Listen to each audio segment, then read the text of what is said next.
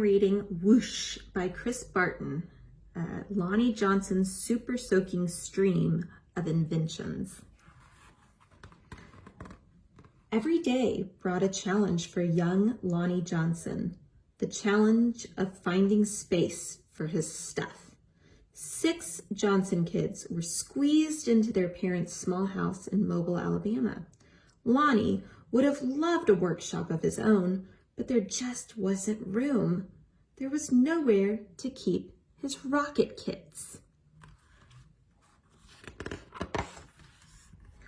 Bamboo shooters, rubber band guns, erector set, go-kart engine, bolts and screws and other spare parts his dad let him bring home from the shed, and various other things he'd hauled back from the junkyard.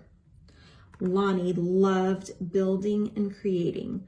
Ideas for inventions just kept on flowing. He learned how to make rockets from scratch. Kids at school gathered to watch Lonnie launch them, and he learned how to make rocket fuel. When it caught fire in the kitchen, Lonnie's mom didn't make him stop. She just sent him to work outside. Lonnie wanted to spend his life designing things, building things, and getting them to work. He wanted to be an engineer. However, Lonnie took an exam that said he would not make a very good one. His dream had been challenged. Lonnie was discouraged, but he knew that whoever had graded his test hadn't met Linux. Inspired by a TV show, Lonnie had built his own robot. He made it out of scrap metal and called it Linux. Compressed air cylinders and valves allowed Linux's body to turn and its arms to move. The switches came from an old broken jukebox. Lonnie used a tape recorder to program Linux, and as a bonus, the reels looked like eyes. See its reels? Lonnie wanted to enter his creation in a science fair, but he couldn't get the transmitter to work. Without it, Lonnie couldn't send commands to Linux. Science fairs came and went. Lonnie missed one and then another until he got an idea. Now, Lonnie may or may not have asked before he borrowed his little sister's walkie-talkie, but it fixed the transmission issue. His school's team took freshly finished Linux to a 1968 science fair at the University of Alabama, where only 5 years earlier, African-American students hadn't even been allowed. Having to compete in a place that still wasn't very welcoming, now that was a challenge with a capital C. Against other schools from all over the state, Lonnie's team won first place. It says first place science technology. Soon, Lonnie left home to go to college at Tuskegee Institute, where he stood out as a self-confident, insightful, creative thinker. He stood out as a student who asked the right questions, precisely defined problems, and formulated solutions. And he stood out as the guy who built his own booming sound system out of cast-off electronics. It even had lights that flashed in sync with the beat.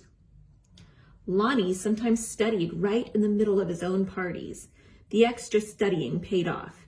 He became an engineer after graduation, and that took him beyond Alabama, way beyond.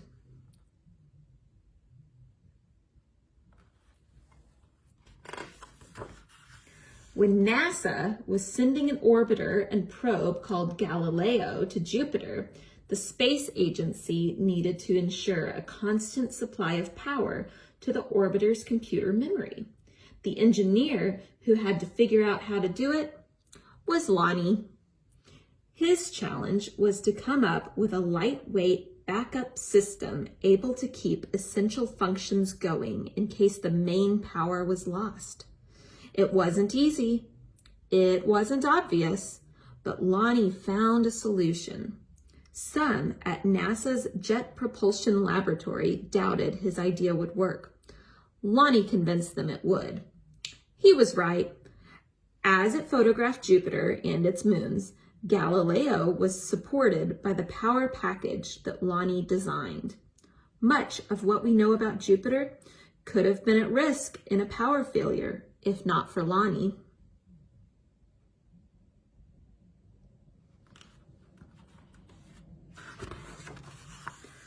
Ideas for other problems to solve just kept on flowing.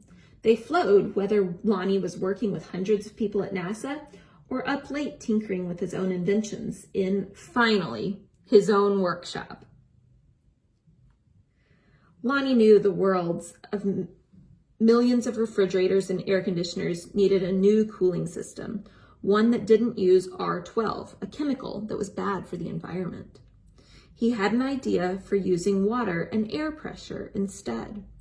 To test his idea, he made a pump and nozzle, connected them to a bathroom faucet, turned on the faucet, turned on the pump, and then whoosh! The stream that blasted across the bathroom was so powerful it created a curtain swirling breeze. It also gave Lonnie an idea for yet another invention. This, he thought, would make a great water gun. First, he had to find or make the parts, including a pump small enough for a child to handle.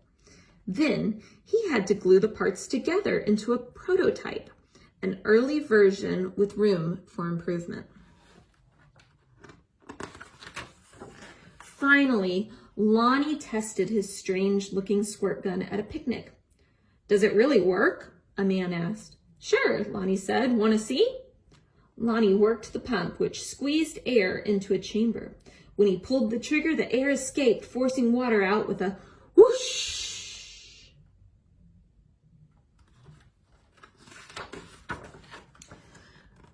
For a water battle to be a fair fight, there couldn't be just one of Lonnie's water guns. He needed help making more. So he went to toy company after toy company after toy company. The word no flowed again and again, but finally one company said yes.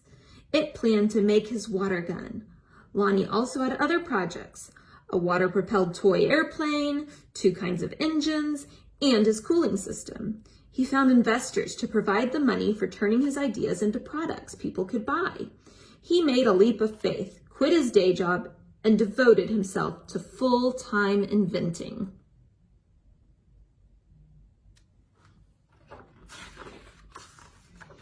But soon, each plan fell apart, even the one for the water guns.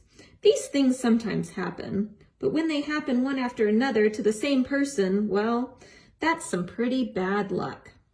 Lonnie didn't have a job. He didn't have the money he'd been counting on. He and his family had to move out of their home and into a little apartment. He was angry and scared. But Lonnie had dealt with challenges all his life. He knew a lot about solving problems, and he still believed in his inventions, especially the water gun. Lonnie went looking for another toy company.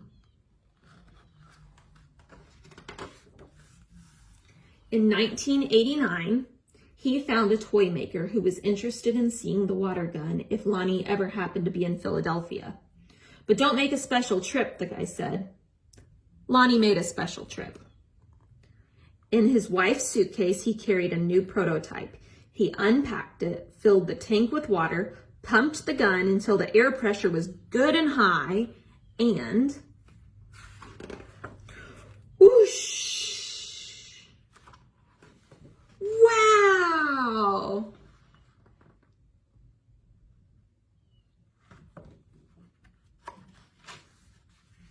Kids everywhere agreed with that wow.